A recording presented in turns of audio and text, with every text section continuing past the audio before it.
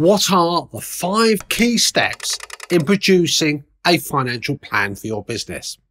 In this video, I'm going to outline what those 5 key steps are so you will have a financial plan that is fit for you and fit for your business to take you forward, reduce that stress and reduce that anxiety.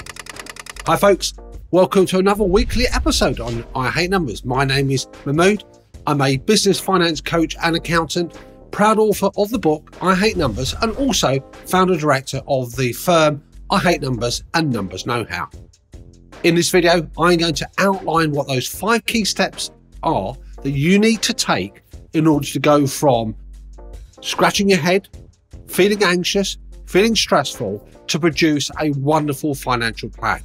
Over the last 27 plus years, I've helped thousands of business owners increase their financial awareness, make more profits in their business, help win more battles than they lose with what goes on between their earlobes, save tax, save time, and have the businesses they aspire to have. And I want that for you. Shall we crack on with the video? Let's do that.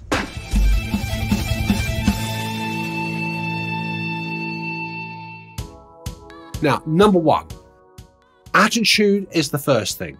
And you must have the right attitude if you're going to succeed and produce a worthwhile financial plan. Now, attitude is about feeling positive, not complacent.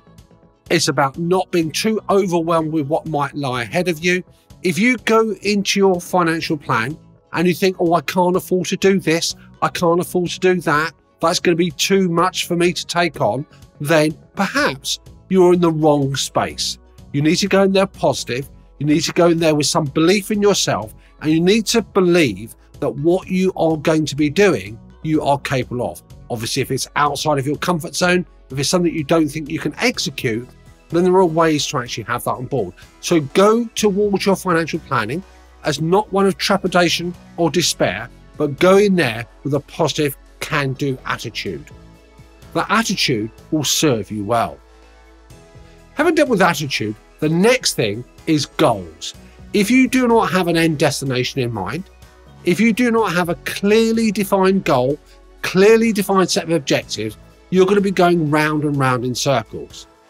If one of your goals in life is to be rich and wealthy, who doesn't want that? Well, that in itself is a rubbish goal. It's immeasurable. You can't articulate it. You can't recognize that. That goal, your destination point, must be one of the first things you're thinking in terms of. So what does it look like for you in 12 months from now? What does that future look like? Can you articulate it? Can you describe it? If you can, you're getting closer to getting a goal. A goal, an aspiration of being rich is pointless. It's not a goal. It's not measurable. It's not identifiable. It doesn't mean anything at all. If you replace that wishy-washy statement with something more tangible, such as, I wish to achieve a profit level of £100,000, that is a clear financial goal. It's measurable, it's specific. Now, whether that is achievable and attainable for you is a different point. You're not setting the goal for somebody else's business, you're setting that goal for yourself. So have clearly defined end goals. What does it look like? Can you describe that? Am I, in effect, smart? Number 3, you've got to have a clear story. So having identified what your end point is, your 12-month journey start from here, then think about how do you actually get from point A, where you start, to get to that end point. What does that require? What does it consist of? Where do all the money come from in your business? What are your different product groups, different services? What's the marketing you have to execute in order to achieve that end goal? What are the resources? What are the skills? Now, at this stage, folks, forget about numbers. Numbers will come later. Have a clear story plan, have a clear journey plan set out as to how you're going to get to that end destination. Nobody in their right mind would want to travel somewhere by closing their eyes and thinking, where is this going to take me? Apart from being very dangerous, it's very foolhardy as well. We plan the route, we think about the obstacles, we think clearly how we're going to move from point A, where we are now, to get to our destination point. So have a clear story plan that tells you how you're going to progress from where you are at the moment to get to that end point, that end destination, your northern star. So So what have we got so far? We've got to have the right attitude when we go into producing this business financial plan. Remember, reflects you. Remember, you've got to go in there with a degree of optimism, a can-do, an ability to embrace risk that lies in front of you. You've got to have clearly defined goals. You've got to have a clear story that tells you how you progress from where you start to how you get to that end point. The fourth thing you need is numbers. Now, we can't have a business finance plan without having some numbers in there. Having got a clearly defined story, do not restrict down, saying you can't afford to do X, you can't afford to do Y. Chuck in all your personal, your business objectives into that plan, and then translate that. What does that look like financially?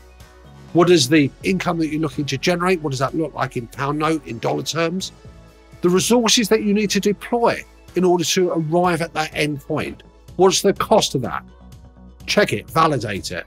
So having translated that story into numbers, we now have something we can work with.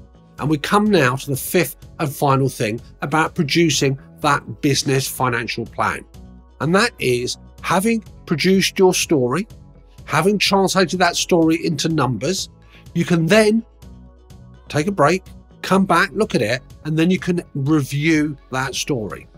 Just as much if you were writing a blog for publication, what you would not do, or what's certainly not recommended to do, is to change the sentences as you go through. Don't stop every second minute and think, oh, I better change the punctuation. Get it all out from here and get it out there. Just as much as you were to write a blog, get it all there. Doesn't matter about what the final version looks like at that first edit. Get all your ideas there, get a framework, put it there, and then you come back and you edit and you refine. It's the same with your business financial plan. Having got your story, having translated it into figures, then you can come back and then you can review that business finance plan. Does it look too flabby? Does it need pruning? Can you challenge some of those costs? Does the income look quite low compared to how much you're injecting in terms of resources? All those iterations, all those questions will come naturally. And you're going to typically reiterate that story several times until you have something that represents you, your capacity, the risk that you're prepared to undertake, and the journey that you're going to be embracing. Now, folks, in all of this is the same process that I go with my one-to-one clients. It's the same process that's reflected on our Numbers Know-How platform. We've got a superb online product here that helps you put those ideas, translate them into numbers, and have an online product there as well. I hope you found this video useful. Let's remind ourselves of those 5 key steps once more before we depart. Make sure you have the right attitude, the right mindset to approach your business financial plan. It's not a straitjacket, it's not a chore, it's a wonderful thing, it's liberating. Number 2, have clear, defined goals, have clearly defined objectives. Number 3, make sure you've got a story plan as to how you're going to get to your destination point. Number 4, translate that into figures, translate that into numbers, and finally, review that plan. Edit it, shape it until you're comfortable with what it looks like. Folks, I hope you found this valuable. If you have, I'd love it if you subscribe. Leave me a comment. What do you think? Would you add anything to what I've just said? If you find it useful, share it with those who you feel will benefit. And until next time, folks, let's get those 5 facets in order and happy planning. Take care.